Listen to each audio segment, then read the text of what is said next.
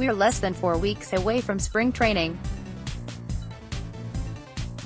Cactus League and Grapefruit League games are less than 6 weeks away. At the moment, 18 of our top 50 free agents remain unsigned, including 4 of the top 7. There is still some time to go in the offseason, for sure, but usually all the top free agents are signed by now. We're going to keep track of the day's hot stove rumblings right here in this roundup post. Make sure you check back often for updates. Reds trying to sign Sonny Gray to extension before finalizing trade view profile. The New York Yankees and the Cincinnati Reds have reportedly agreed on a trade package for Sonny Gray. We have more specifics of the deal here. The Yankees are likely to receive infielder prospect Chet Long, MLB.com ranked Long as the 7th best Reds prospect, and a draft pick. Reds are trying to extend Sonny Gray now, before deal is finalized. Reds know it's hard to get pitchers to come to Great America, but believe Gray, with close connection to new pitching coach Derek Johnson from Vanderbilt, will be receptive. Rosenthal mentioned possibility. Jen Heyman, at John Heyman, January 20, 2019 Reds. Yankees already have agreed on the package going for Gray, believed to include 2B prospect Chet Long and a sandwich pick. But it isn't known how the package might be reconfigured on the chance Gray says no to the extension offer. Reds are likely confident he'll say yes though. John Heyman, at John Heyman, January 20, 2019 On Sunday, John Heyman of Vanguard reported that the Reds are attempting to extend Gray before the trade is finalized. Gray is a potential free agent at the end of the 2019 season, along with other recent Reds additions in Alex Wood, Tanner Roark, Josiel Puig and Matt Kemp. And Gray, like a growing number of players, might not see free agency as prosperous as it once was. It's also worth noting that Derek Johnson, Gray's former pitching coach at Vanderbilt, is the new Reds pitching coach, so Gray might be open to spend more years in Cincinnati.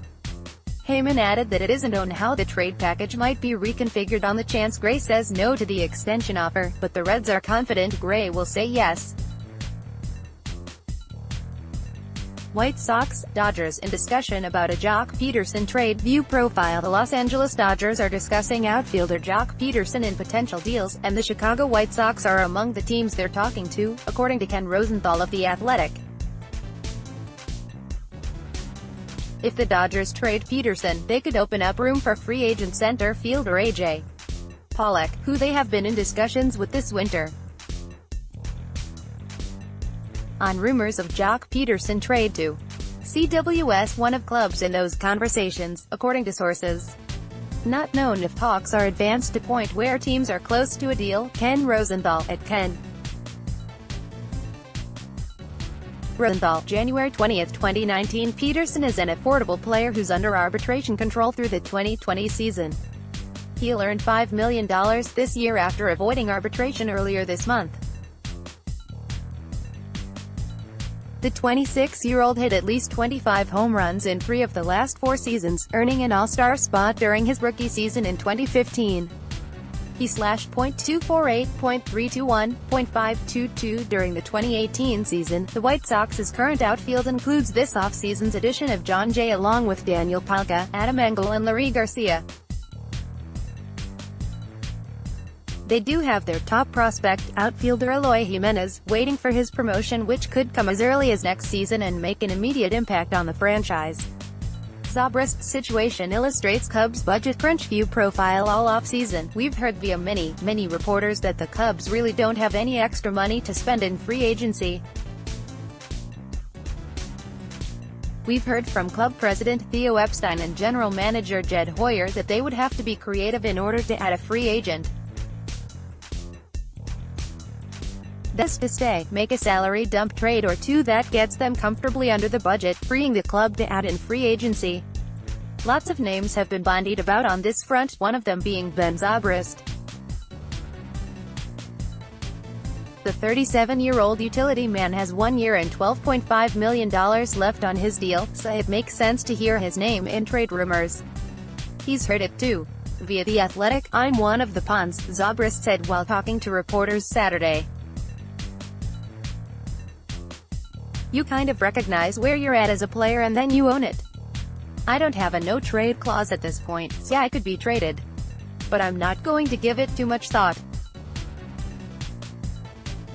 I'm thinking about preparing myself for the upcoming season and connecting with my teammates. Anyone still holding out hope the Cubs are going to all of a sudden sign someone like Bryce Harper or Manny Machado simply hasn't been listening to the message coming from Chicago's north side.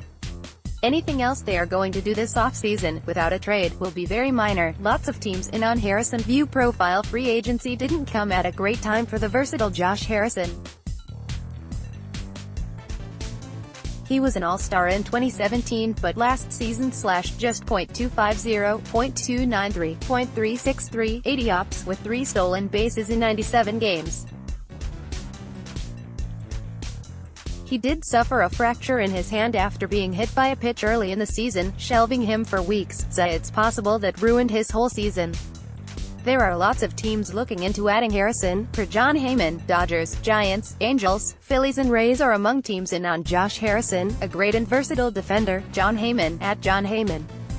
January 20, 2019. By defensive runs saved, Harrison was slightly above average at third and above average at second in 2017, though he regressed to below average at second base in 2018. In looking at the teams involved with Harrison, an everyday starting job appears pretty unlikely, and instead he'll be deployed as a utility backup with a few starts a week and the chance to play into a more regular role.